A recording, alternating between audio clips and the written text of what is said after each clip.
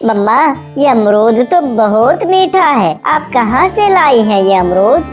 वो मोटी चोंच वाला तोता बैठा खा रहा था ये अमरूद। मैं पीछे से गई और ये अमरूद लेकर भाग गई। कमजोर मोटी चोंच वाला तोता, वो बहुत डरता है हमसे।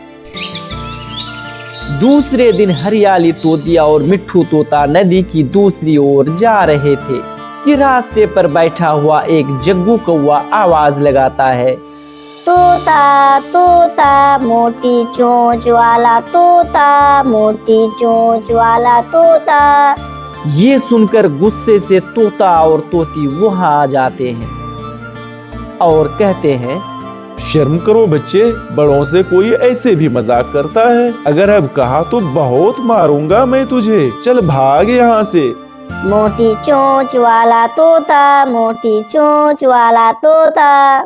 फिर मिट्ठू को बहुत गुस्सा आ जाता है और जग्गू को 2-4 लगा देता है। तुमने मुझे मारा, मैं अभी घर जाकर मम्मा और पापा को बताता हूँ। आपने क्यों मारा इसे? बात बढ़ जाएगी। बात बढ़ती है तो बढ़े। अब क्या वो छोटा जग्गू भी मुझे मोटी चोंच वाला तोता कहेगा? मम्मा मम्मा, उसने मुझे मारा, उसने मुझे बहुत मारा है। मेरा बेटा जग्गू चुप कर जा। बेटा, किसने मारा है तुम्हें? उस मोटी चोंच वाले तोते ने। क्या उस मोटी चोंच वाले की इतनी हिम्मत कि मेरे बेटे को हाथ लगाए? चलो अभी मेरे साथ। फिर गोरी जग्गू को साथ लेकर वहां से नदी की ओर रवाना हो जाती है। तुम यहाँ आराम से बैठे हुए हो और उस मोटी चोंच वाले तोते ने मेरे बेटे को मारा है। उसने? किसने? मिट्ठू ने मारा है मेरे जग्गू को। हाँ पापा जी, उसने मुझे यहाँ पर मारा है, यहाँ भी मारा है। मैं भी पूछता हूँ इससे जाकर। और इधर तोती अपने पति तोता से कहती है, आप यहाँ से घर चलें, मुझे बहुत डर लग रहा है। मैं डरने वाला नहीं हूँ, मैं भी उसे देख लूँगा। आपको मेरी कसम, आप मेरे साथ घर चलें। फिर हरियाली अपने पति को घर ले जाती है।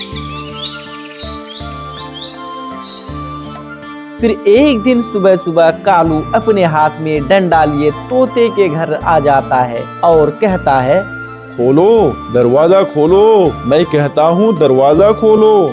फिर कालू मिट्ठू के घर को जोर जोर से धक्का देता है और इधर घर के अंदर तोती अपने पति से कहती है, नहीं, आप आराम से बैठे, हमें झगड़ा नहीं करना है। नहीं तोती, ऐसे वो और बिगड़ जाएगा, मुझे उससे बातें करने दो।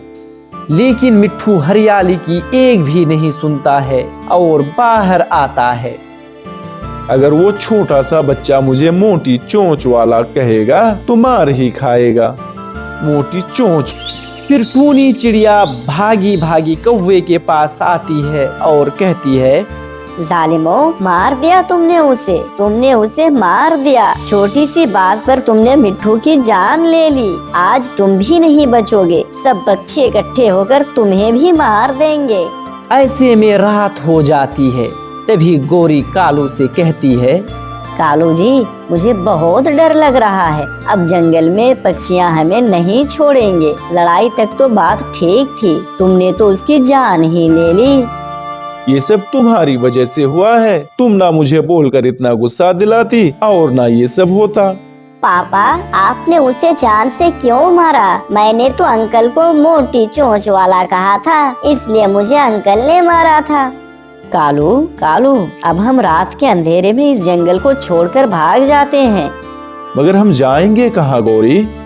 हम तुम्हारे मामा जी के पास चले जाएंगे। अगर हम यहाँ रहे तो पक्षियाँ हमें जान से मार डालेंगे।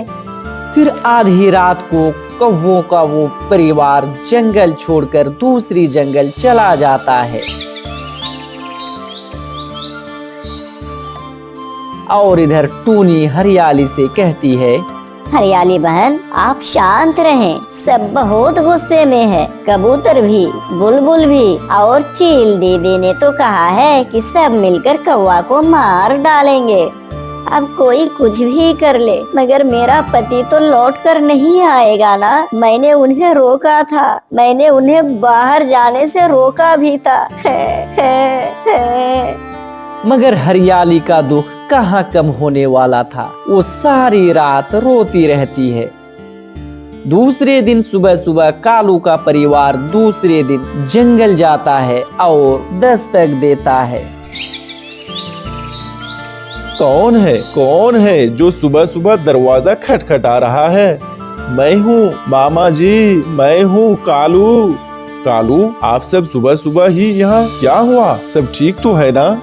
मामा जी, हमसे खून हो गया है। मामा जी, आप हमें कुछ दिनों के लिए अपने घर में रख लें। खून? किसका खून? किसका खून कर दिया है तुमने? मिट्ठू तोते से लड़ाई हो गई थी। कालू ने उसे गुस्से से डंडा मार दिया, जिससे मिट्ठू वहीं दम तोड़ दिया। किसी की जान लेकर तुम यहाँ आ गए हो ताकि सब पक्षी मेरे दुश्मन बन जाए। आप यहाँ से जाएं। मैं आपको अपने घर में 1 मिनट के लिए भी नहीं रखूंगा।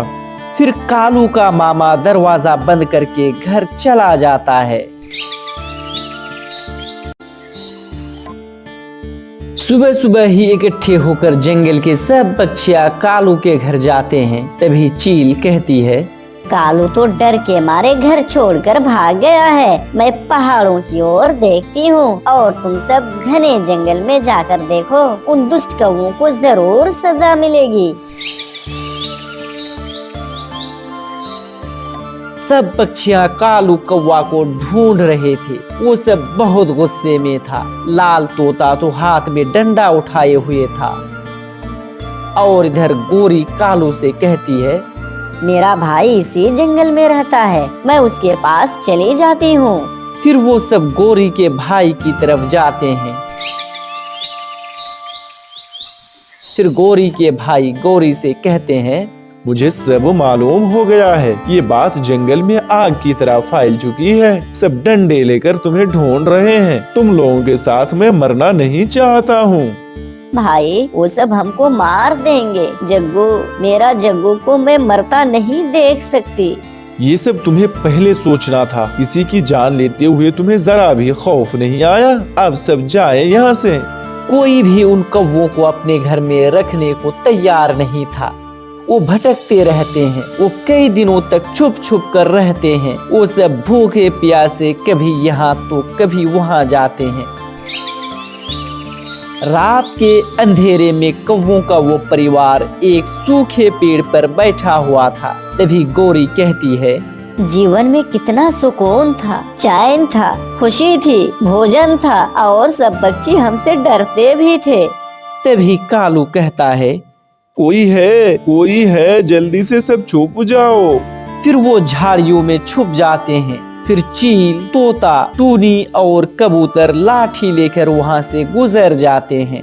तभी गोरी कहती है, अब हम नहीं बचेंगे। एक ना एक दिन तो वो हमें ढूंढ ही लेंगे।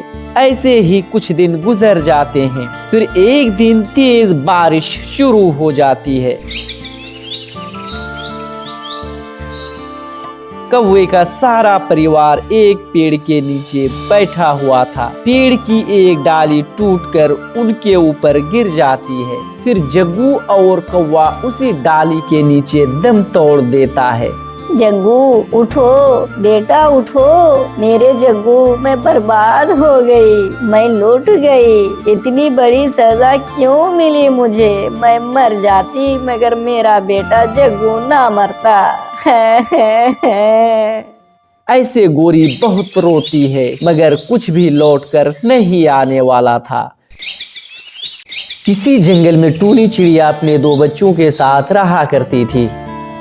एक दिन टूनी अपने बच्चों से कहती है, बच्चों, मैं नदी पर जा रही हूँ, तुम दोनों आपस में एक दूसरे का ख्याल रखना। ऐसा कहकर टूनी चिड़िया नदी की ओर रवाना हो जाती है। मम्मा के जाते ही कुक्कू भागकर रिमोट उठा लेता है और कहता है, आज रिमोट मैं लूंगा, फिर मैं मेरे पसंद का कार्टून देखूंगा। नहीं, आज ये रिमोट मैं लूंगी। मम्मा ने मुझे कहा था कि कुक्कू रिमोट को हाथ ना लगाए। मैं चिड़िया की कहानी देखूंगा। नहीं नहीं, मैं बादल वाले कार्टून देखूंगी। पिटाई करेगी ना?